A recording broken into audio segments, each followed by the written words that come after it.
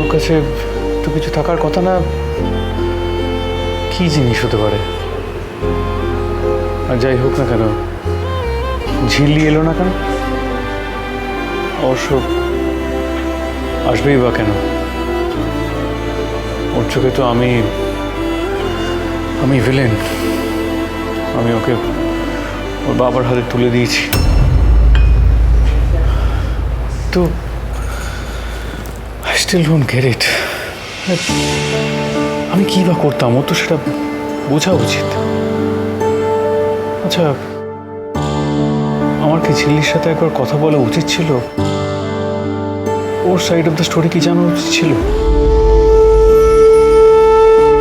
ঋষি, আমি যদি কোনোদিন না থাকি, তুমি কোথায় যাবে বাবা? ধর কোথাও গেলাম, মানে তোদের কাছে থাকলাম না, তখন কিন্তু রঞ্জার ভালো মন্দ দায়িত্ব তোকেই নিতে হবে। রঞ্জাকে আমি দেখবো? ও তো আমার কথাই শুনে না, স্কুল থেকে এসেই মিষ্টি খায়। আরে বাবা, আমি এখনকার কথা বলছি না। রঞ্জা যখন অনেক বড় হয়ে যাবে, এই ধরে নে তোর মা, পিমণি এদের মতো বড় হবে, তখনকার কথা বলছি। তখন কিন্তু আমি না থাকলে ওর দায়িত্ব দেখাশোনা তোকেই করতে হবে। আসলে কি বলতো বাবু, মেয়েরা না অনেক কিছু বুক ফুটে বলতে পারে না।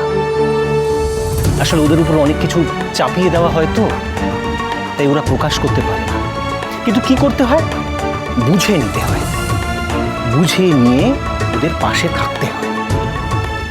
তুই যদি ওদের হাতটাকে শক্ত করে চেপে ধরে ওদেরকে একটু এগিয়ে দিস না, দেখবি ওরা দ্বিগুণ গতিতে ছুটে চলে যাচ্ছে। তাই বলছি ঋষি, আমি যখন থাকবো না, আমার এই আজকের কথাগুলোকে তুই কিন্তু সবকিছু মনে রাখিস, কেমন? আমি কি তাহলে কোনোভাবে মেয়েটাকে বিট্রে করলাম? আমার বাবার কথার অন্যথা করলাম? শেষ অবধি আমাকে আমার বাবার কাছে নিয়ে এলে? আমার তো জানা উচিত ছিল মেয়েটা কেন পালিয়েছিল। মেয়েটা তো পালানোর কথা না। মেয়েটার বাবা বড় লোক, সেরকম কিছু প্রবলেম হওয়ার তো কথা না। তাহলে কি শুধু খেয়ালের বসেই পালিয়েছিল? মেয়েটা কি এতটাই হালকা? কিন্তু আমার তো ওকে দেখে অতটা হালকা মনে হয়নি। যেভাবে কোকো মোমো মিষ্টির খেয়াল রেখেছে, আগে প্রথম দিকে মনে হয়েছে ওর কাণ্ড কারখানা দেখে অ্যাজ ইফ ও ইমব্যালেন্সড। কিন্তু পরে ওর স্কিল দেখে মনে হয়েছে যেভাবে সকলকে এক করেছে, যেভাবে বাচ্চাদের দেখে রাখতো, মনে হচ্ছে সত্যি এটা তো কেউ অত ইজিলি করতে পারে না। ডিরেঞ্জড হলে বা দায়িত্ব জ্ঞানহীন হলে তো এটা পারতো না। বাবাও তো মেয়েকে ভালোই বাসে। What's the catch? মিসিং লিঙ্কটা কি?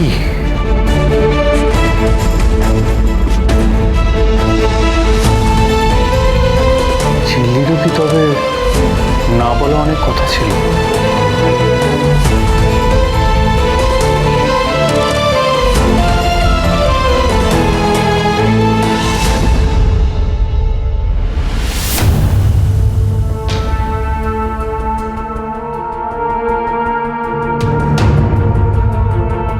আপনি কি কংস মামা? মানে মাফ করবেন, ঝিল্লি আমাকে এই নামটা বলেছে। বুঝেছি, আপনি বসুন না প্লিজ।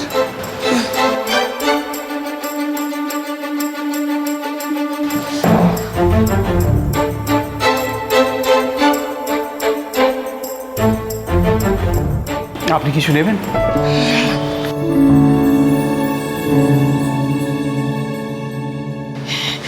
এইটা ঝিল্লি পাঠিয়েছে আপনার জন্য। এটা কি? 5,000 টাকা। 5,000 টাকা আছে।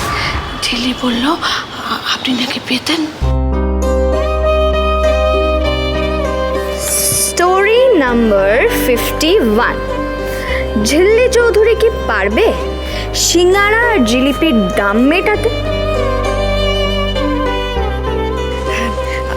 আরো কয়েকটা জিনিস আছে, এই যে এইগুলো দিয়েছে বাচ্চাদের জন্য। হ্যাঁ, ওর মধ্যে বই আছে। ঝিল্লি বলছিল ওদের তো গল্প শোনাবার কেউ নেই, তাই যদি ওরা পড়ে।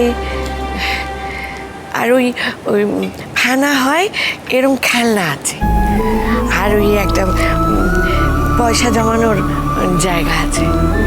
আপনি দিয়ে দেবেন না বাচ্চাদের? এগুলো না ঝিল্লির খুব প্রিয়, ওর ছোটবেলায়।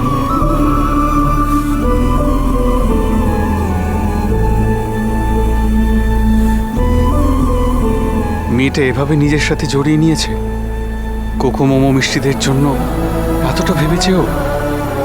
আমি মেয়েটাকে ভুল বুঝলাম। দেব, নিশ্চয়ই দেব। আরও একটা জিনিস আছে, মানে ও পাঠিয়েছে। কেন পাঠিয়েছে সেটা আপনি জানবেন।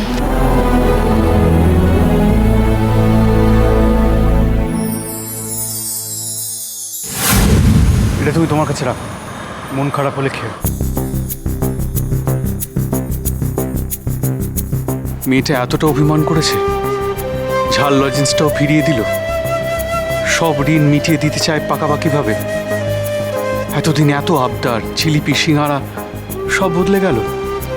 এত বড় ভুল করে ফেলেছি আমি।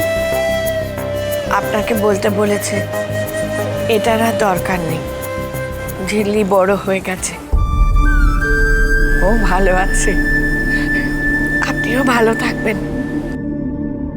আচ্ছা আমি চলি। হ্যাঁ, একবার একটু দাঁড়াবেন প্লিজ? বসুন, বসুন, একটু একটু কথা ছিল। আচ্ছা, আমার অপরাধটা কি বলুন তো? একটা মেয়ে যে বাড়ি ছেড়ে পালিয়েছে, তার দায়িত্ব নিয়েছিলাম আমি ফর দ্য টাইম বিং, এবং তাকে তো তার বাড়িতে তার পরিবারের কাছে ফিরিয়ে দেওয়াই আমার কর্তব্য। আমি তো সেটাই করেছি। আমি কি ভুল করেছি আপনি বলুন? না না, সেভাবে দেখতে গেলে আপনি তো ঠিকই করেছেন, কিন্তু সাদা চোখে যে সব দেখা যায় না বাবা। মানে আচ্ছা, আমাকে একটু প্লিজ পরিষ্কার করে বলবেন আমার ভুলটা কোথায়? ঝিল্লি কেন আমার উপর এভাবে অভিমান করে আছে? তাহলে যে আমার ঝিল্লিমাকে অনেক গোড়া থেকে জানতে হবে, বুঝতে হবে বাবা।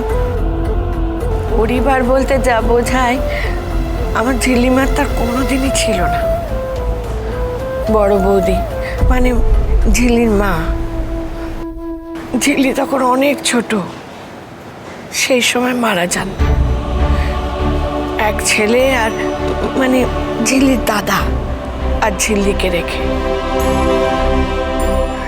তারপরেই সাহেব ওই ঋতিকা ম্যাডামকে বিয়ে করে আনেন।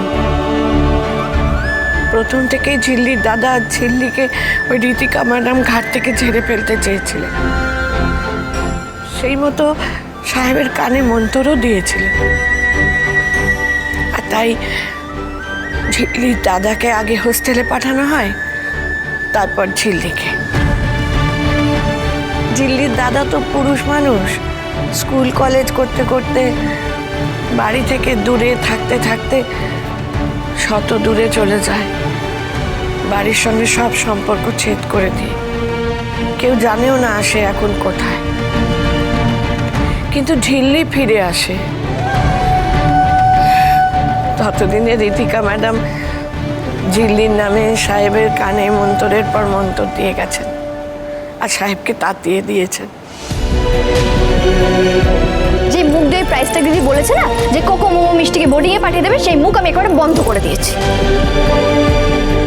আর একবার এই বাচ্চাগুলোর দিকে আঙুল তুলেছো, ওদের কোনো ক্ষতি করতে চেয়েছো, তাহলে কিন্তু এই ঝিল্লি চৌধুরী তোমাকে ছেড়ে কথা বলবে না। মেয়েটা এত কিছু সহ্য করেছে, অথচ সব কিছু ওই হাসি মজা করে চেপে রাখে।